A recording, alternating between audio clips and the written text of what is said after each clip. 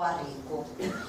L'abito di gala, detto vestiti buono a Ricco, è quello della classe sociale più elevata, identificato con questo termine dai serrocchesi, ma non delle famiglie che lo possedevano, utilizzato dalla seconda metà dell'Ottocento alla dismissione dell'abito stesso, confezionato con tessuti molto pregiati e costosi, come il broccato di diversi colori.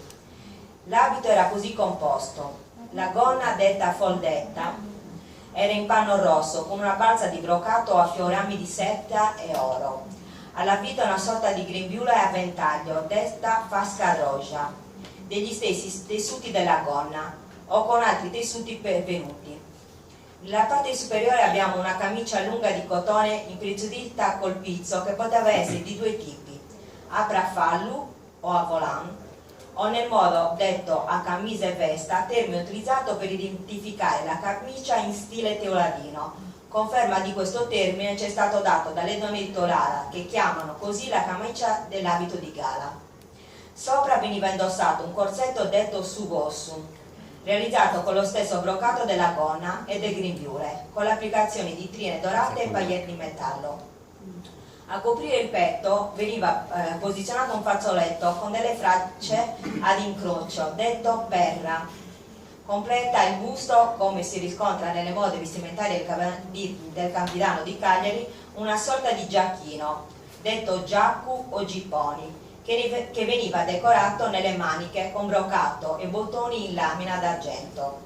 Sul capo veniva indossata una cuffia di un tessuto di seta rossa o seta damascata e un velo di tulle o mussola di colore bianco. Ad arricchire l'utilizzo dei gioielli detti prendas, che possiamo identificare in generale a culla, a broscia e a recadas a piccionis.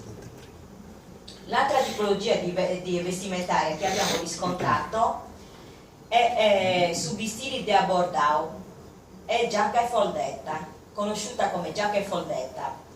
Dismessa nell'abito di gala salvoldetta ricca di broccato, si proseguì la sua conformazione sostituendo la gonna di abordau per diversi motivi.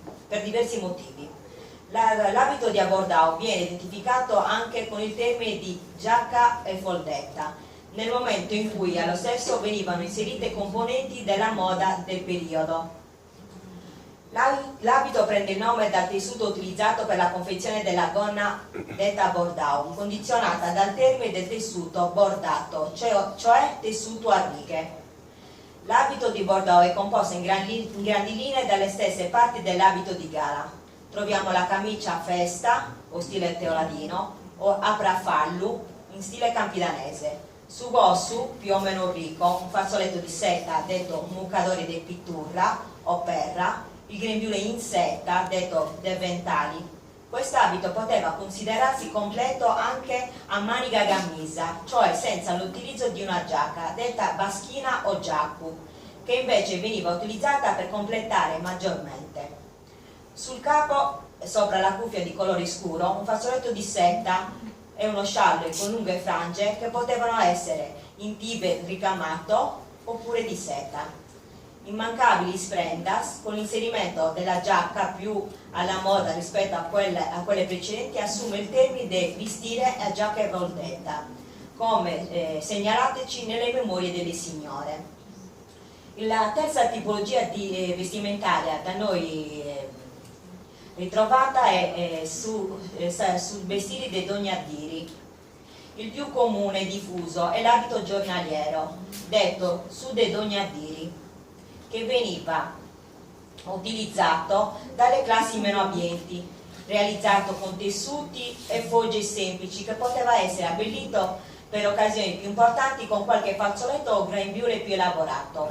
Era così composto: una gonna solitamente di cotone oppure a bordau ma solo brinzita in vita, una camicia con il colletto molto semplice, quasi invisibile, un corsetto molto ridotto realizzato in cotone o velluto, in vita un grembiule di cotone, un fazzoletto semplice quadrato nel petto, detto muccadori e pitturra, e a completare in testa un fazzoletto di cotone.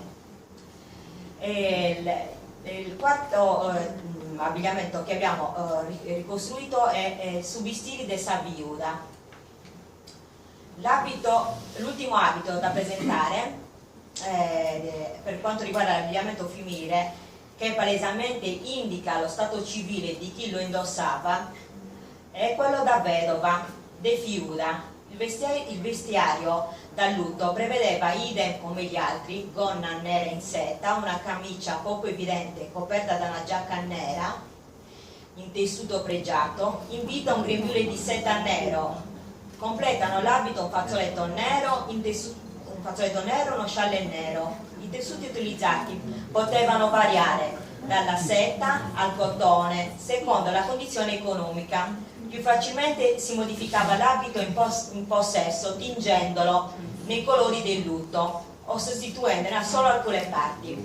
Alcune vedove non indossavano le giacche, ma rendevano ben visibile la loro condizione utilizzando semplicemente la camicia a maniche camisa con il fazzoletto neri posto in testa e nel petto. L'ultimo abito di cui parleremo è l'abito subistili de uomini. L'abito maschile rispecchia nella sua struttura quello comune o quasi in tutta l'isola, utilizzato fino a fine dell'Ottocento, primi del Novecento. Era così composto: il corpetto detto subroppetto o cossu, di velluto o di altro tipo, indossato sulla camicia di cotone o di lino ricca di ricami, chiusa nel collo con una coppia di bottoni. I mutandoni di cotone o di lino infilati dentro le ghette d'orbacce o di pelle. In vita si indossava il gonnellino, detta roda, di orbacce, con una cintura di pelle obrentera. A completare l'abito una giacca corta di orbacce, detta giacchetta o giaccu de uomini, oppure un cappotto, sempre in orbacce o panno, detto suseriniccu. Come copricapo usavano una berrita di panno nero oppure un cappello detto sombreri. Questi in grandi linee è l'abito di Sarroch più documentato. Fatte le dovute conclusioni, ognuno adatto a seconda della classe sociale, condizione economica e lavorativa. Quindi troveremo corpetti confezionati con tessuti meno pregiati come l'orbacce, il panno, soprabiti diversi utilizzati dalle famose vestevetti, più o meno ricche, piuttosto che susaku in orbacce. L'ultimo abbigliamento che vi proponiamo è l'abito maschile in abito e berritta. L'abito tradizionale maschile venne sostituito dall'abito in fustagno o velluto, composto da pantaloni lunghi, una camicia, un corpetto e una giacca che dava una certa importanza. Queste sono state la nostra ricerca e questi sono gli abbigliamenti da noi ritrovati. Ora do la parola a Ottavio.